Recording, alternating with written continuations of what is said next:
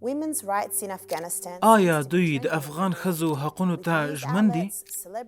په اوس وخت کې د مغرضو کړیو لخوا ویل کیږي چې ظاهراً د افغانستان د ښځو حقونه تلف کیږي. د امریکا د نظامی شکست نه وروسته د افغانستان د ښځو د هوسایۍ لپاره سیاستمداران خپل اندېښنې شریکوي. اوس ښځې کاملا مات شوي، حقونه یې ترې اخیستل شوي. وګورئ، زما له خبرو غلط برداشت مه اخلئ. زه د خپلو افغان خویندو سعادت، نیکبختي او حقونو ته ژمنه یم او اهمیت ورکوم او کلک ملاتړ ترې کوم.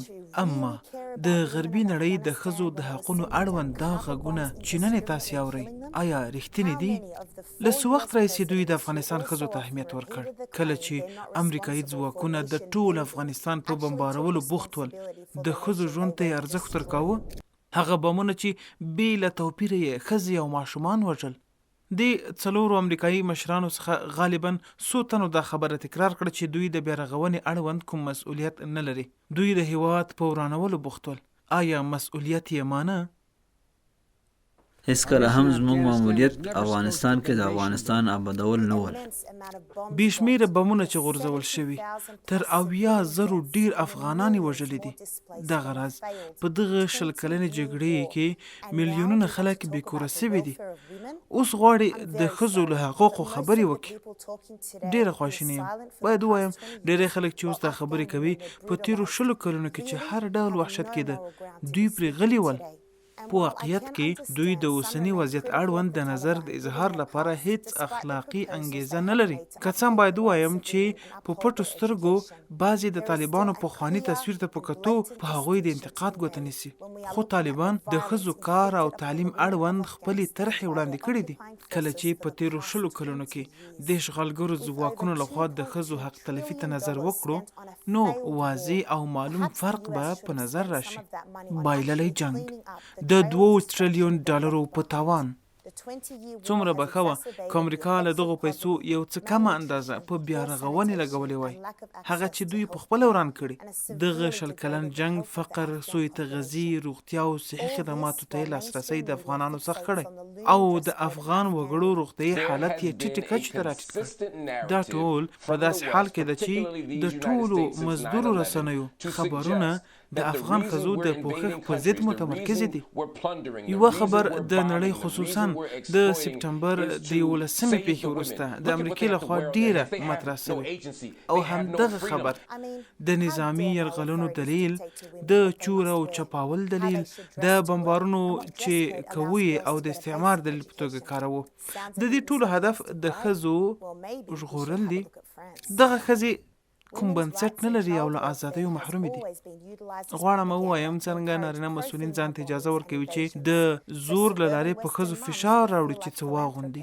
د کار په ساحه کې د ښځو پوښښ څرنګه وي او نجونې کوم ډول پوښښ او لارښوونې سره کولی شي تعلیم وکړي. تر یوه حده د ښځو له حقه په تېښته ښکاري. ډېر ښه، بهتره به وي په دې اړوند فرانسې ته وګورو. د ښځو او کوچنیانو حقوق هلته تر ډېره د تبلیغاتي سوژې په عنوان په ښځو د تیریو د تشویق په هدف په کار وړل کېږي. نو بناءً غربي لنډ فکره میندې ښه تصور لري، ځکه خپل خاوندان جګړو ته لیږي. نو په افغانستان کې د امریکا حضور ولې مشروع و؟ د مکتبونو او کلینیکونو جوړول، د ښځو په ځان بساینه او هغوی ته د امنیت راوړل، د بوږنوونکو تصویري ریپورټونو په اساس واقعیت د یادو ادعاو په خلاف دی. البته امریکا خالی لاس له افغانستان نه ده وتلې. هغوی هلته په لکونو وژلي او ټپیان کړي او د مخدره توکو بحران هم هلته په ځای پرېښی. د وتلو په وخت د هیواد بېوزلو وګړو ته یې بندیزونه هم په تحفه کې ورکړل. آیا نړۍ د افغان ښځو په تړاو اندېښمنه وه؟ کله چې د امریکایي اشغال په وخت کې کوکنار د تولید لوړې کچې ته ورسېدل، هغه بوټی چې هیروین ورڅخه جوړیږي، د څېړنو له مخې په لوړ تعداد سره افغان ماشومان په تریاکو روږدي شوي. دا خپله د معتادینو د څرخ مکمل شکل دی. آیا نړۍ د افغان ښځو په تړاو اندېښمنه وه کله چې افغانان د PTSD له نالیدونکو ټپونو سره مخ شول؟ د روغتیا د سازمان د ریپورت له مخې له هرو 3 څخه 2 تنه د رواني مشکلاتو څخه رنځ وړي. آیا نړۍ د افغان ښځو په تړاو اندېښمنه وه کله چې د نظامی اشغال په دوران کې هر ورځ بې ګناه وګړي په ودونو، د فراغت په مراسمو او کلینیکونو کې بمبارېدلې؟ آیا رښتیا هم نړۍ د افغان ښځو له غمه مړه وه کله چې د نظامی اشغال په وخت کې د ځمکنیو ماینونو او کیمیاوي بمونو له وجې د زرګونو ماشومانو د بدن غړي کټ کېدل، کورونه کنډواله او کورنۍ له خطرناک فقر سره مخ شوې. ځواب مو منفي دی. قصد مو دا نه دی چې موږ طالبانو ته کمپاین وکړو، خو د هغو ریپورټونو له منلو باید ډډه وکړو چې غواړي غرب راته د افغانانو لپاره بشردوسته او د ښو او رغونکو فکرونو لرونکي معرفي کړي. پاک رب ته دعا کوم چې الله جل جلاله د افغانانو پر مخ بندې دروازې خلاص کړي او ثبات ورته وبرخه کړي.